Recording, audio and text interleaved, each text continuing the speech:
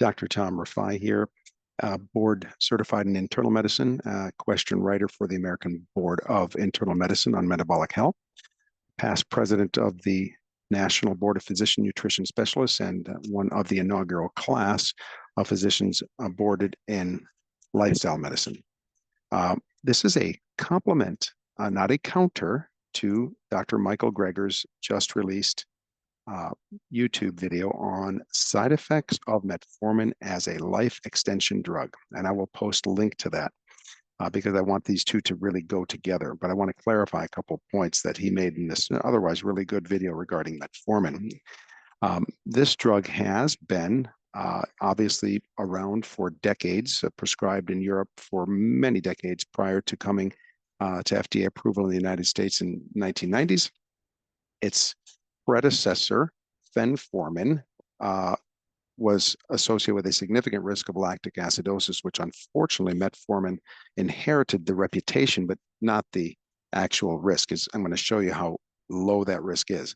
Metformin obviously is prescribed most commonly for type 2 diabetes, but we have massive randomized controlled trial data on preventing diabetes in those with prediabetes called the Diabetes Prevention Program. And we've got decades worth of data now on the what we call Diabetes Prevention Program outcome studies.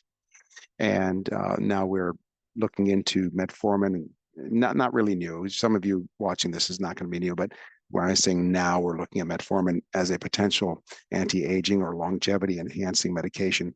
But what we are doing is it is being put into a trial, another randomized controlled trial led by Nir Barzilai, a colleague of mine in the Healthy Longevity Medicine Society, an endocrinologist from Albert Einstein, who is the primary investigator for TAME, TAME, Targeting Aging with Metformin Therapy, looking at those over 65 in particular age markers that are going to be the possibility of leading to the FDA approving metformin as a anti-aging medication. Excuse me. I don't want my voice to go out on you. So let me share some mechanisms here that are behind the potential of metformin as let's see here, as a longevity medication. And here we go. This is going to be the first one. Share screen. All right.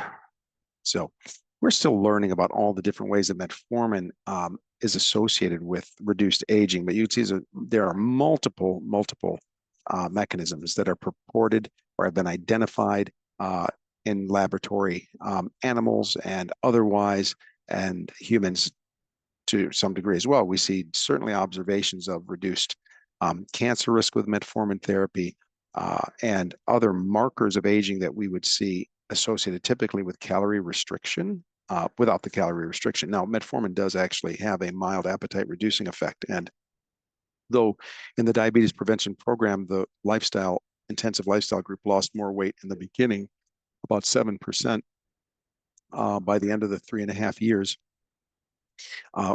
and therefore reduced type 2 diabetes risk by almost 60%, while metformin reduced short-term risk 3.5 years, not that short, but over the almost 4 years of the study by 31%, so 60 versus 30%.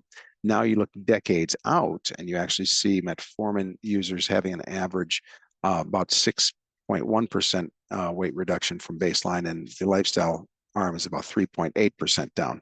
So we've actually been for years saying, lifestyle and metformin can go together to get an enhanced effect. It obviously comes in a tablet form, not a capsule, kind of odd way to depict metformin therapy.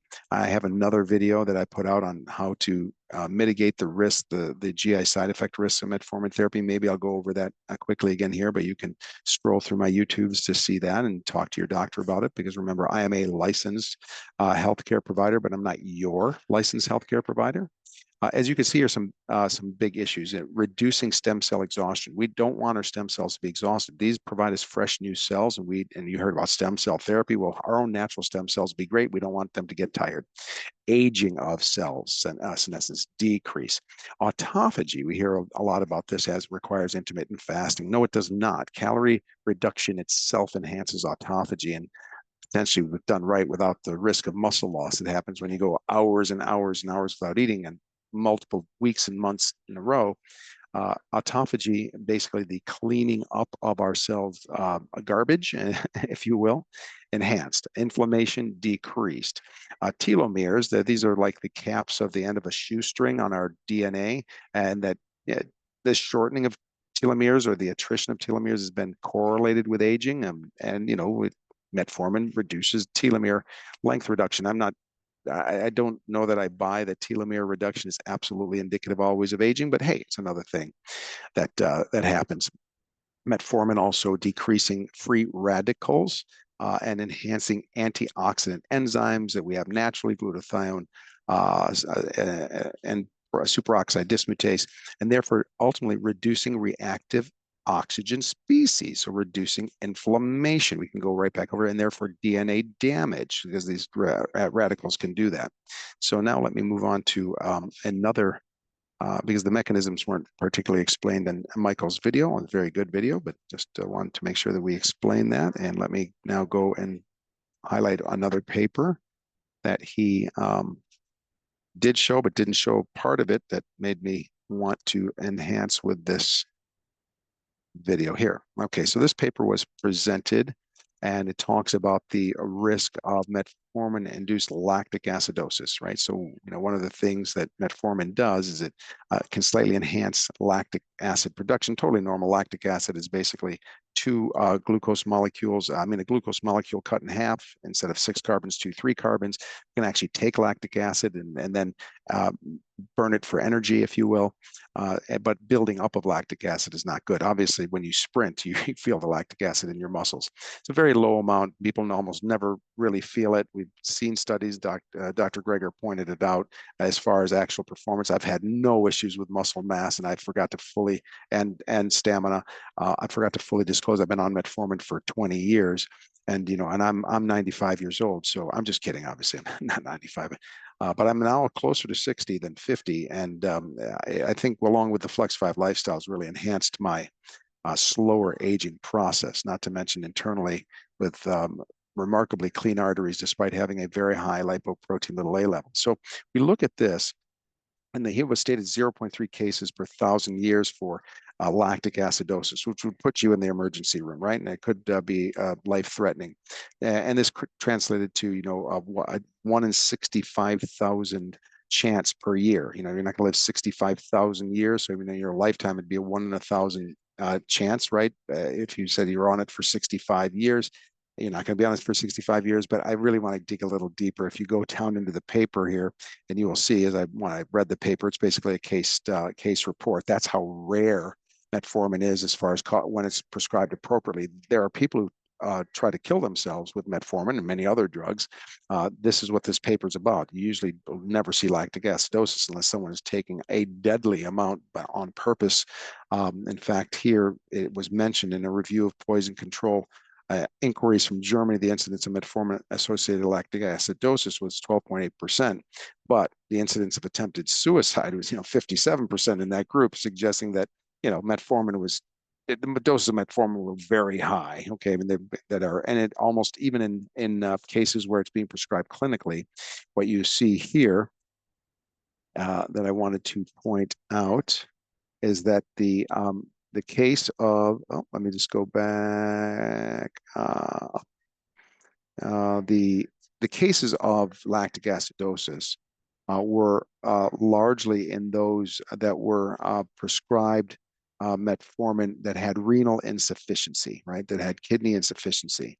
Why am I having trouble finding that now? I will get to it, but here we go. All right. All right, here it is, back again, 0.3 cases per 1,000 patient years, as it's all mentioned above. Most of these cases occur among patients who have contraindications to metformin.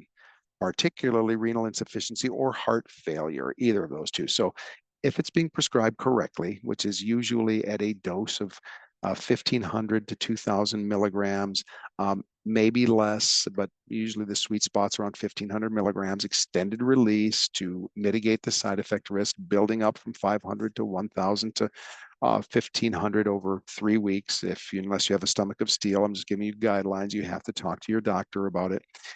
The risks of lactic acidosis are extremely small. Okay, so I guess the other few things I'll fill in the gap regarding are you don't want to continue to take metformin while you're sick from viral gastroenteritis, for instance. It's not that important if you're using this, particularly if you're using this for longevity or pre-diabetes in particular.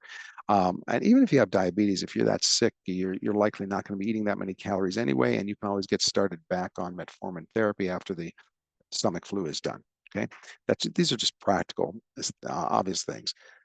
The other issue I wanted to bring up is the vitamin B12 deficiency. It's more than B12. There's other vitamins that you can become deficient in on metformin therapy if you take it for a significant period of time. And some people, even in months, B12 can become deficient. You have a storage of B12 in your liver. It's an unusual B vitamin, so you're not going to become like suddenly deficient.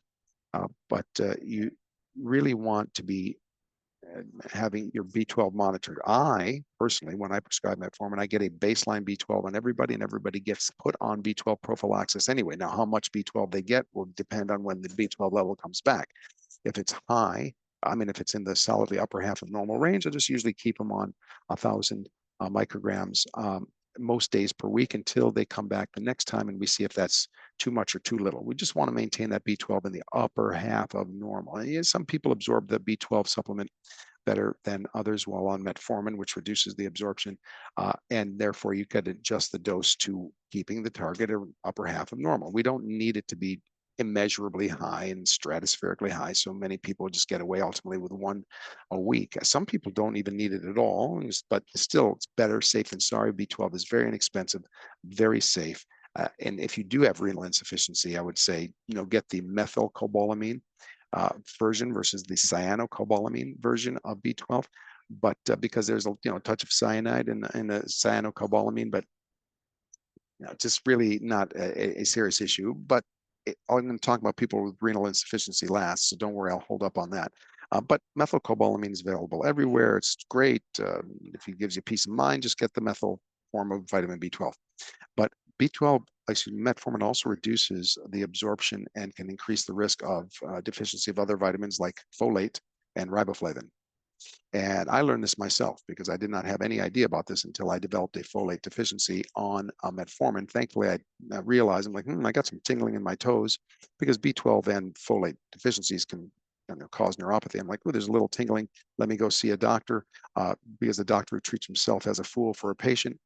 This neurosurgeon that I saw was kind enough to see me quickly, said, Tom, let's check a folate level. Now, this is hilarious, right? A surgeon, we already don't get taught too much about nutrition in medical school at all. And here's a surgeon. Obviously, he's super intelligent. That's why I saw this one. But anyway, a surgeon is telling not only a medical doctor, but a past president of the National Board of Physician Nutrition Specialists to check a folate. I said, hey, man, I eat so much folate. I got so many legumes and vegetables and 100% whole grains, and knock yourself out. I probably have a folate level that's through this cirrus clouds. Undetectable level.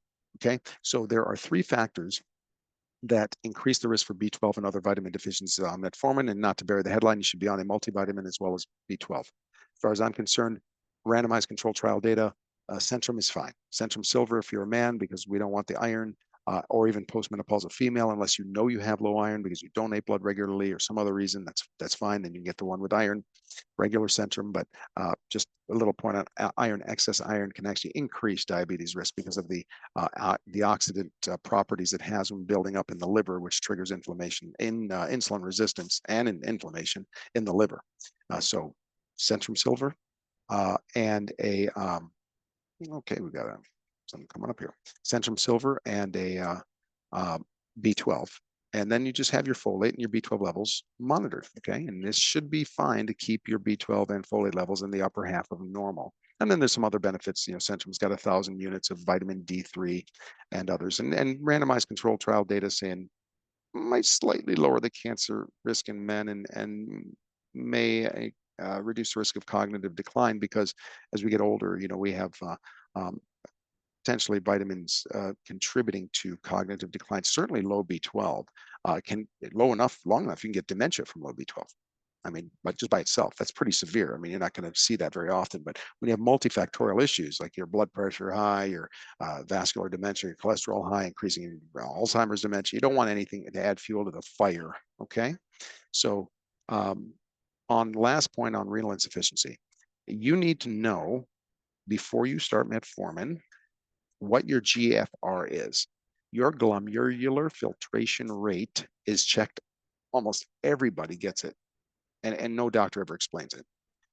GFR, glomerular filtration rate, is essentially the milliliters of blood per minute that your kidneys are filtering or cleaning, if you like. Think of it as the milliliters of blood per minute that my kidneys are cleaning, because that's what the kidneys do along with the liver. Detoxify our blood, right, and get rid of waste, pee, and poop.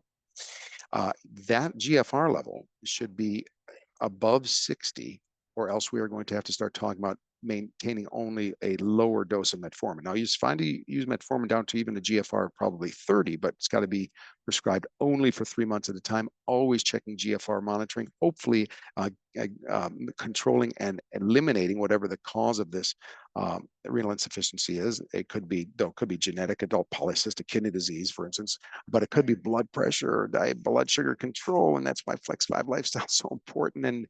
And medications, of course, filling in the gap where necessary, because you can really stop the progression of chronic kidney disease and reduction in kidney function if you would find the issues and you actually monitor yourself, right? Plan, track, measure, adjust, optimize.